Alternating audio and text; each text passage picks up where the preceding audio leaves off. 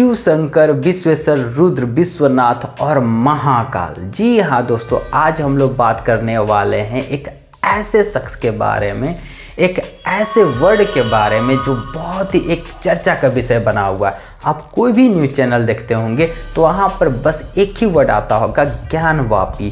आखिर क्या है ज्ञानवापी, इतना चर्चा का विषय क्यों बना हुआ है ज्ञानवापी के बारे में? तो आज हम लोग इसी के बारे में चर्चा करने वाले हैं। लेकिन चर्चा शुरू करने से पहले अगर आप इस चैनल पर नए हैं तो सबसे पहले चैनल को सब्सक्राइब कीजिए, साथ ही बेल आइकन को जरूर क्लिक कीजिए जिससे आने वाला वीडियो सबसे पहले आप तक पहुंच सके।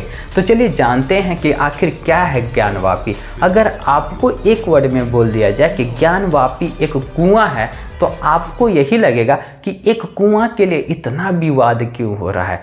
इतना भारत सरकार के साथ साथ यहाँ पर देखते हैं कोर्ट, इतने सारे वकील, हिंदू मुस्लिम, आखिर इतना क्या बात हो गया है, एक कुआं के लिए इतना विवाद क्यों हो जा रहा है? तो इसके बारे में हम लोग समझते हैं।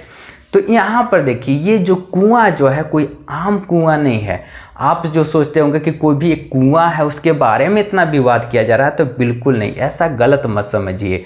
ये जो कुआं जो बनाया गया है खुद शिव जी के त्रिशूल के द्वारा बनाया गया है और खुद शिव जी खुद बनाए हैं। तो आखिर क्या ऐसा हो गया था जो भगवान शिव जी अपने त्रिशूल से एक कुआं का निर्माण किए थे? तो चलिए हम लोग इतिहास से शुरू करते हैं और वर्तमान तक आते हैं कि आखिर क्या बात रहा है और इतना विवाद का मुख्य कारण क्या रहा है। तो यहाँ देखिए, सबसे पहले थोड़ा सा विवाद समझा दिया जा रहा है। देखिए, हिंदू 5 महिलाएं थी, जो अभी वर्तमान का बात किया जा रहा है। 5 महिलाएं कोर्ट में ये पेटिशन डालती हैं, पेटिशन मतलब अर्जी डालती हैं कि जो मस्जिद है ज्ञानवापी मस्जिद, अब बोलिए ज्ञानवापी मस्जिद कहाँ है, क्या है, कौन, क्या चीज़ है? तो इसके बारे में देखिए, यहाँ पर मैप में देखिए, ये जो दिख रहा है यहाँ पर सामने जो दिख रहा है विश्वनाथ मंदिर है। विश्वनाथ मंदिर जो विश्व प्रसिद्ध विश्वनाथ मंदिर शिव जी का मंदिर है। ये कहाँ पर है? बनारस का काशी, काशी जो पुराना नाम है बनारस का, वहाँ पर मतलब बनारस में विश्वनाथ मंदिर है, जो पिछले ही साल प्रधानमंत्री के द्वारा विश्वनाथ कॉरिडोर का उद्घाटन किया गया था। तो अब यहाँ पर समझते, देखिए विश्वनाथ मंदिर के जस्ट बगल में आप यहाँ देख रहे होंगे एक मस्जिद है। अब मेन जड़ जो है विवाद का यही मस्जिद से शुरू होता है। अब आपके मन में आ रहा होगा कि ये मंदिर के जस्ट बगल में यहाँ पर मस्जिद है, तो आखिर ऐसा क्या खास बात रहा है कि यहाँ पर मस्जिद का निर्माण कराया गया है? आखिर क्यों यहाँ मस्जिद है और इसके विवाद के पीछे कारण क्या है? तो इसके बारे में देखिए जानते हैं। तो 5 महिलाओं का ये कहना था कि इस मस्जिद के अंदर माँ गौरी जो शिव जी का, भगवान शिव जी की पत्नी है, उनका प्रतिमा यहाँ पर है, यानी कि मूर्ति यहाँ पर है और वे चाहती हैं कि इनका पूजा करना चाहती हैं।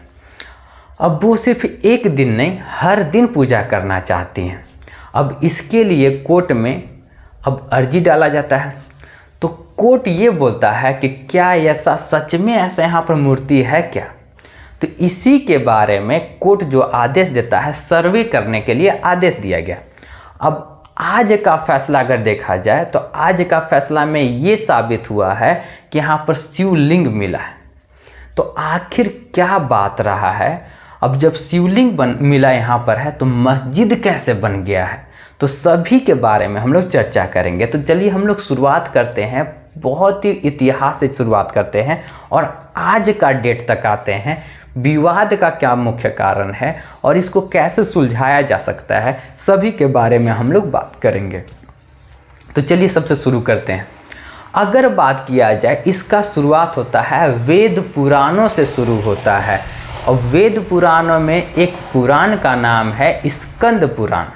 अब आप बोलिएगा कि ये स्कंद पुराण क्या है? तो महर्षि स्कंद के द्वारा अगस्त ऋषि मुनि को ये स्कंद पुराण के बारे में बता रहे थे। जो पुराण में लिखा गया था वो कहानी बता रहे थे।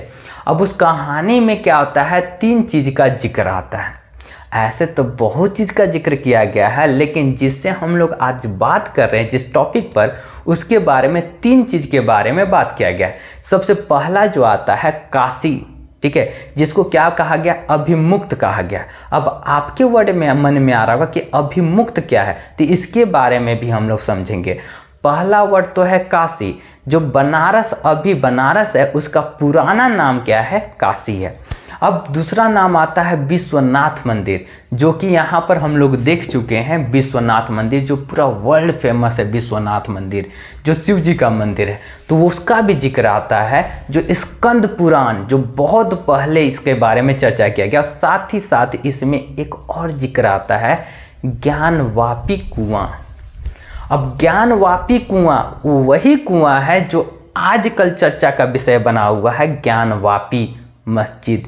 तो अब इसी के बारे में समझते हैं कि आखिर क्या बात रहा है, क्यों इतना विवाद हो रहा है। तो चलिए इसके बारे में तो हम लोग समझ चुके हैं कि आखिर इतिहास में कहाँ जिक्र मिल रहा है। अब इतिहास के बाद अगर आगे हम लोग बात करें तो आपको भी जानकारी होगा कि पूरे पृथ्वी पर 12 ज्योतिर्लिंग हैं।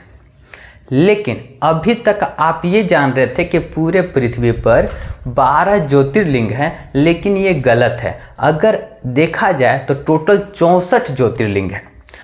अब आप बोलिएगा कि ये ज्योतिर्लिंग क्या है। ज्योतिर्लिंग या शिवलिंग दोनों एक ही नाम है। अब इसका मतलब क्या है तो इसके बारे में देखिए। 64 ज्योतिर्लिंग है, लेकिन प्रमुख उसमें से 12 है। इम्पोर्टेंस जो दिया जाता है 12 को दिया जाता है, इसीलिए लोग कहते हैं कि टोटल 12 ज्योतिर्लिंग है। अब ज्योतिर्लिंग का क्या महत्व है इसके बारे में भी हम लोग थोड़ा सा जिक्र कर लेते हैं।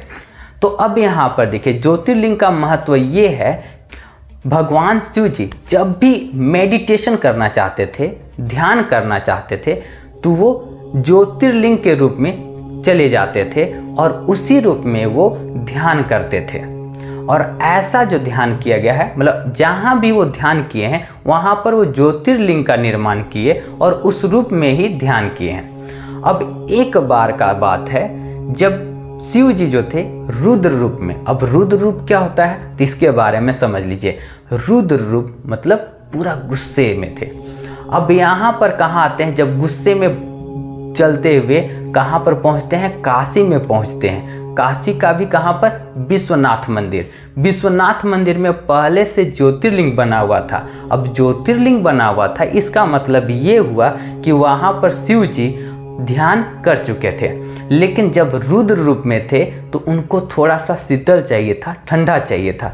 तो इसके लिए वो क्या करते हैं, अपने त्रिशूल से एक कुआं का निर्माण करते हैं। अब उसका नाम पड़ गया है ज्ञानवापी कुआं। तो ये वहाँ पर जो मस्जिद बनाया गया है, उस मस्जिद के अंदर ज्ञानवापी कुआं है जो शिव जी के द्वारा बनाया गया है। अब इसके बारे में कहा गया है, जो स्कंद पुराण में जिक्र किया जाता है कि जो वो कुआं है उसका पानी बहुत ही कोमल कमल के जैसा सुगंधित और बहुत मीठा, अमृत के समान मीठा है। जब इसके इतना अच्छा कुआं है, इतना बिल्कुल महत्वपूर्ण कुआं है, और यही कुआं का पानी जब शिव जी कहाँ पर डाले थे, ज्योतिर्लिंग में डाले थे, वो भी कहाँ पर, विश्वनाथ। तो उनको क्या होता है, थोड़ा ठंडा मतलब शीतल महसूस होता है, और वो कहाँ चले गए, उसी ज्योतिर्लिंग में चले गए जो विश्वनाथ मंदिर। अब उसके बाद जो ध्यान में गए हुए हैं अभी तक वहाँ से बाहर नहीं निकले हैं। इसका कहने का मतलब ये है कि शिव जी जो आखिरी बार जो ध्यान लगाए हैं वो कहाँ पर, काशी में हैं, और काशी से अभी बाहर नहीं निकले हैं। तो इसीलिए उस काशी को क्या कहा जाता है, अभिमुक्त कहा जाता है। अभिमुक्त का मतलब क्या होता है कि शिव कभी यहाँ से गए ही नहीं हैं, अभी यहाँ से मुक्त नहीं हुए हैं, इसीलिए काशी को क्या कहा गया है, अभिमुक्त कहा गया है। अब ये तो बात आपको समझ में आ गया होगा कि विश्वनाथ मंदिर क्यों इतना इम्पोर्टेंट है, क्योंकि यहाँ पर आखिरी बार जो ध्यान लगाए थे उसके बाद यहाँ से वो गए ही नहीं हैं, इसलिए बहुत ही इम्पोर्टेंट है। और इसके बारे में ये भी कहा जाता है कि जो व्यक्ति इस कुआं का जल शिवलिंग पर जो चढ़ाएगा तो उसके सारे पाप पुण्य में बदल जाएंगे। मतलब क्या होता है, सारे पाप जो हो जाएगा शून्य हो जाएगा, उन्हें मोक्ष मिल जाएगा। तो ये तो बात समझ में आ गया होगा कि विश्वनाथ मंदिर कितना खास मंदिर है। ये हिंदुओं के लिए एक गर्व का बात है। अब तो समझ में आ गया होगा कि विश्वनाथ मंदिर कितना खास मंदिर है। अब इसके बारे में अब हम लोग आगे समझेंगे कि विश्वनाथ मंदिर जो इतना भव्य और इतना बहुत ही प्राचीनतम मंदिर है, तो इसके साथ क्या हुआ इसके बारे में जानते हैं।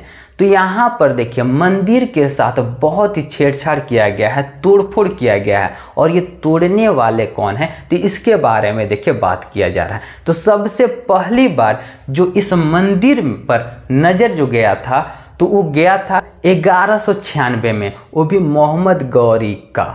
अब मोहम्मद गौरी जब राजा जयचंद से जब युद्ध कर रहे थे, कौन सा चंदावर का युद्ध किया जा रहा था, तो एक अपना सेनापति, जो उस समय सेनापति कौन था, कुतुबुद्दीन ऐबक को यहाँ पर भेजा था। और वो क्या था, कुतुबुद्दीन ऐबक जो था इस मंदिर को नष्ट किया था, पूरी तरीके से नष्ट नहीं किया था, लेकिन मंदिर का कुछ भागों को तोड़ा गया था। ये तो पहली घटना हुआ था जब विश्वनाथ मंदिर पर हाथ लगाया गया था। अब इसके बाद जो दूसरा जो साक्ष्य मिलता है, जो कौन था, फिरोज शाह तुगलक, तुगलक वंश का एक बहुत ही बड़ा शासक फिरोज शाह तुगलक।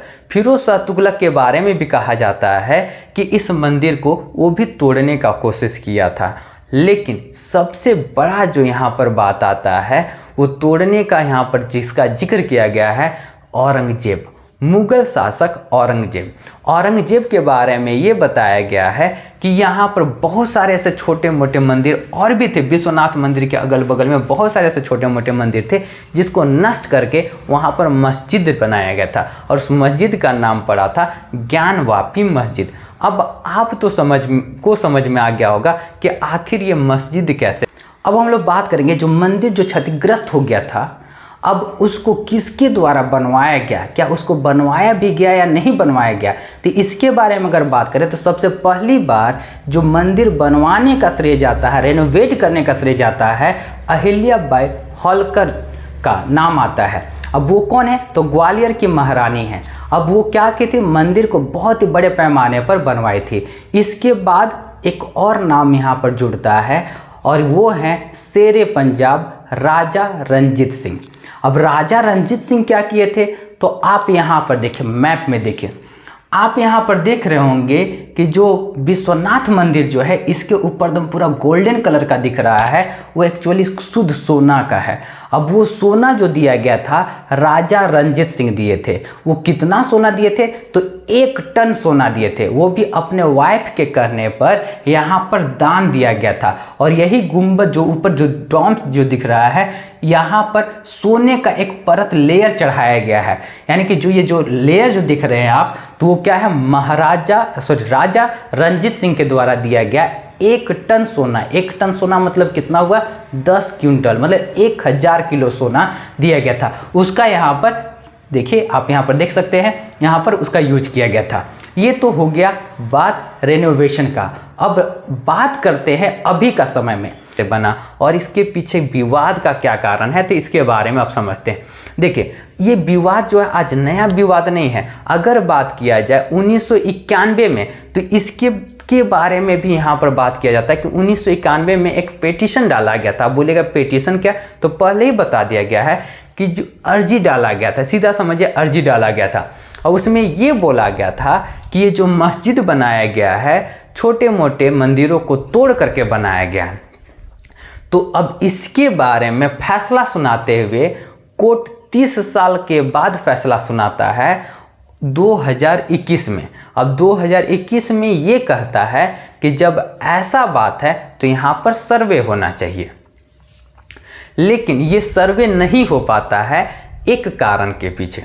इसके पीछे एक कारण है। अब वो कारण क्या है, 1991 में एक एक्ट बनाया गया था, एक कानून बनाया गया था।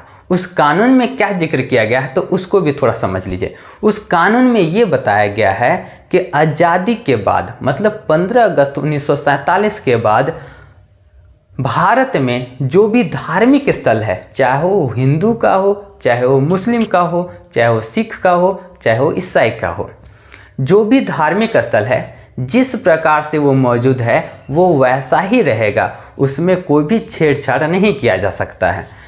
यही कानून के कारण जब कोर्ट ये फैसला दिया था कि यहाँ पर सर्वे होना चाहिए, लेकिन इस कानून के चलते वहाँ पर सर्वे नहीं हो पाता है। लेकिन हाल ही के कुछ दिनों में 5 महिलाओं के द्वारा, जैसा कि अभी बताया गया, पिटीशन डाला गया कि माँ गौरी का यहाँ पर वो पूजा करना चाहती हैं। तब यहाँ पर कोर्ट फैसला देता है कि अगर यहाँ पर मूर्ति है, प्रतिमा है, तो उन्हें इजाज़त पूजा करने का इजाज़त मिलेगा। तो यहाँ पर सर्वे कराया गया। अब सर्वे में ये साक्ष्य मिला है, आज का डेट आप याद रखिएगा 16 मई 2022। 16 मई 2022 को ये साक्ष्य मिला है इस मस्जिद के अंदर। ऐसे तो बहुत सारा कमरा बंद करके रखा गया था। अब ये बहुत दिनों तक ये सर्वे चला, 3-4 दिनों तक चला। अब आज का डेट में ये पता चला कि यहाँ पर क्या है, शिवलिंग है, वो भी 3 से 4 फुट लंबा बड़ा है, जो टुकड़ा में टूटा हुआ भी है। तो इसके बारे में ये साक्ष्य मिला। अब यहाँ पर कोर्ट का फैसला ये आया है कि जो भी ये स्थल है उसको क्या कर दिया जाए, सील कर दिया जाए। अब आपको समझ में आ गया होगा कि आखिर क्या है, चर्चा का विषय क्यों बना हुआ है ज्ञानवापी, आखिर ज्ञानवापी क्या है। तो ये सभी चीज़ आपको बिल्कुल समझ में आ गया हो। अगर आपको ये सेशन अच्छा लगा हो तो इस वीडियो को ज़रूर लाइक कीजिएगा, साथ ही अपने दोस्तों के साथ ज़रूर शेयर कीजिएगा। और ऐसे ही इंटरेस्टिंग और बर्निंग टॉपिक पर, जो भी अभी हाल फिलहाल का जो भी टॉपिक है, जो भी घटना है जिसके बारे में आप जानना चाहते हैं, तो आप इस चैनल के साथ बिल्कुल जुड़ सकते हैं। पूरा कंप्लीट जानकारी दिया जाएगा। आज का टॉपिक यहीं पर समाप्त किया जा रहा है।